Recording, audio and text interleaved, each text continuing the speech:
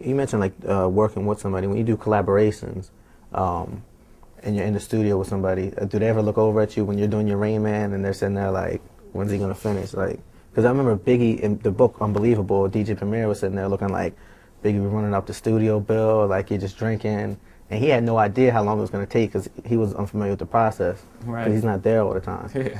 Yeah, for you, like when you do collaborations, does it work different? Like, do you feel like you have to shortcut Rain Man a little bit because people are waiting, or?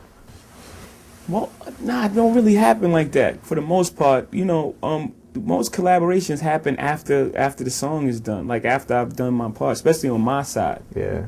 On my side, or either way, it happens like that. You do a song and then you find someone's own. Like you don't Right. really think I'm gonna collaborate with MCXY, before you make the song. You make Right. the song and say, wow, that song sounds Would be great. good for. Maybe if we get this person on it, and it goes like that, or vice versa. They usually have their verse on there, and then you do your verse. So it's very seldom that you sit at a console and collaborate with somebody.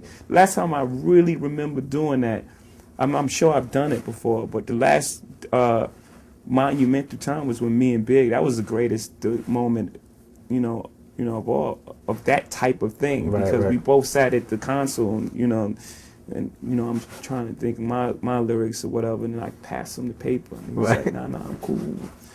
That was the first time I realized that someone else did that type of thing. I never heard of that. Yeah. You gotta remember, this is '96. Obviously, you and Nas collaborating again was a big thing.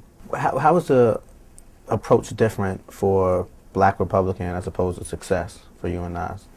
Well, Black Republican, we knew we would do. It was just a question. I really didn't do Black Republican for it to be a song, to be perfectly honest with you. I like the first time we've been in the studio together, and I just went in there to do, to set the mood of, the intro. get Yeah. everything started. Like this is what we're gonna do. But then he kept the song. When you keep a song, you start falling in love with it. I'm like, yo, I'm telling you, we got to do a record. Let's do a different record. I mean, that song is great. I mean, I like it, but let's do it again. But he fell in love with the record, so we never cut another record. So the difference between the Black Republican and Success is that Success wasn't supposed to be a collaboration. He was just in the studio one day. I was just playing a bunch of records, and he was just vibing with the records. When that came on, he loved it so much. I was like, take it, Yeah. do something. He was like, it just happened. It was just one of those things that just happened. Whereas Black Republican, it was, set up that we was going to do a record. As far as like producers, like of course Rick Rubin, Timbaland, the Neptunes, you've worked with some of the best, but then you've worked with like the Buchanans and some people who are not as known. Is there any producer that you haven't worked with that you're interested in working with? Wow, man.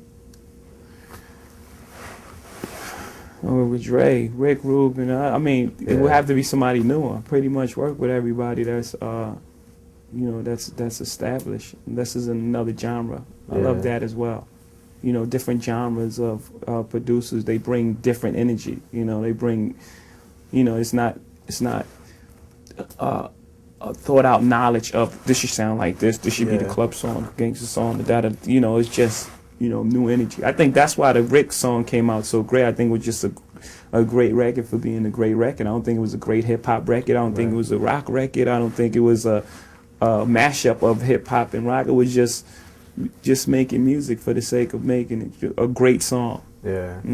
We had heard that Rick Rubin was particularly like one of the hardest producers you ever worked with. It wasn't difficult. It was just he said something. 'Cause I pretty much produce the records I make.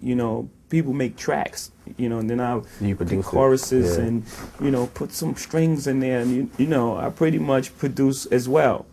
But the idea is the producers. I'm not taking anything away from the producer. I'm just saying I pretty much produce as well. Yeah. I don't just go in the booth and rap. And, I was produced by Rick Rubin. He told me the verse. He was like, man, I don't know about that second one. And I was like, it was shocking. I was like, oh.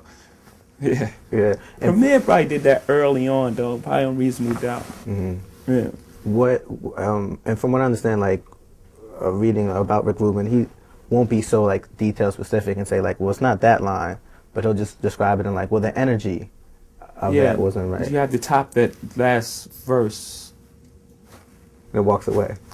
I'm like, top it how? Like, what do you mean? Like, it's the energy, the flow, the words, what I'm talking about. Nah, Right. it was just, that was it. You know, that was it.